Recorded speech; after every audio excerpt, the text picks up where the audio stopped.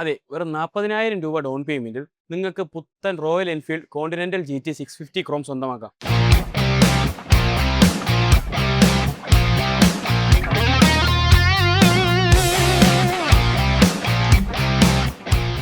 Royal Enfield Continental GT 650 3 വേരിയന്റിൽ അവതരിപ്പിച്ചിട്ടുണ്ട്.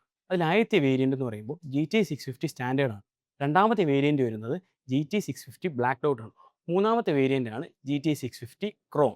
അതിൽ ഏറ്റവും ടോപ്പ് വേരിയന്റ് ആയിട്ടുള്ള GT 650 ക്രോമിൻ്റെ ഫീച്ചേഴ്സ്, EMI ഡീറ്റെയിൽസ്, അതുപോലെ തന്നെ സർവീസ് കോസ്റ്റ് നമുക്ക് ഈ വീഡിയോയിൽ വിശദമായി നോക്കാം.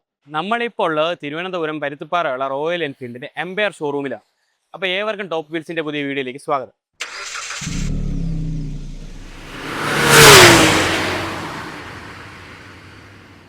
വാഹനത്തിൻ്റെ ഫിനാൻസ് ഡീറ്റെയിൽസിലേക്ക് പോകുന്നതിന് മുന്നേ നമുക്ക് പ്രധാന ഫീച്ചേഴ്സ് എന്തൊക്കെയാണെന്ന് നോക്കാം.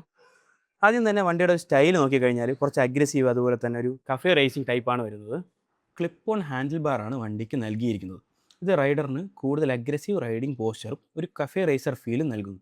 അടുത്തതായി ഫ്യൂൽ ടാങ്ക് നോക്കിയാൽ muscular looking sculpted fuel tank ആണ് ഇവിടെ നൽകിയിരിക്കുന്നത്. ഇത് വാഹനത്തിനൊരു പ്രീമിയം ലുക്ക് നൽകുന്നുണ്ട്. സീറ്റിലേക്ക് വന്നാൽ സിംഗിൾ പീസ് സീറ്റാണ് ഇവിടെ നൽകിയിരിക്കുന്നത്.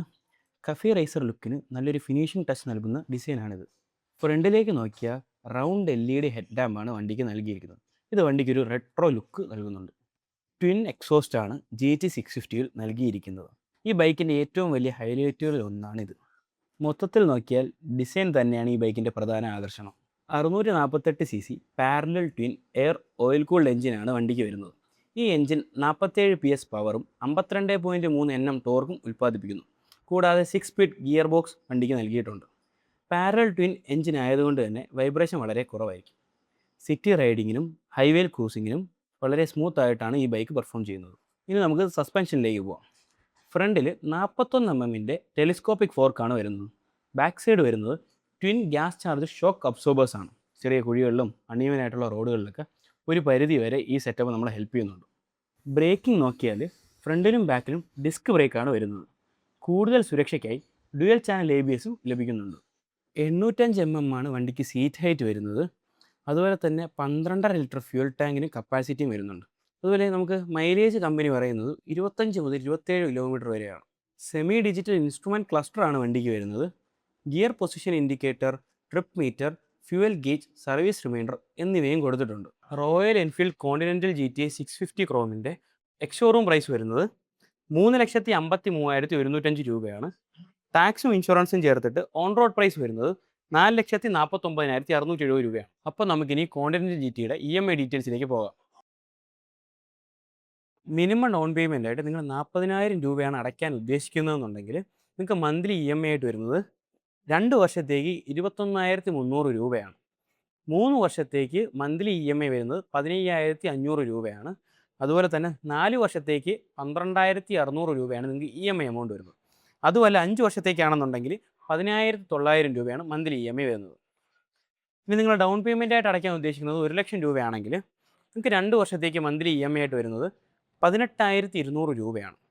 3 വർഷത്തേക്ക് 13,200 രൂപയാണ് മന്ത്ലി EMI.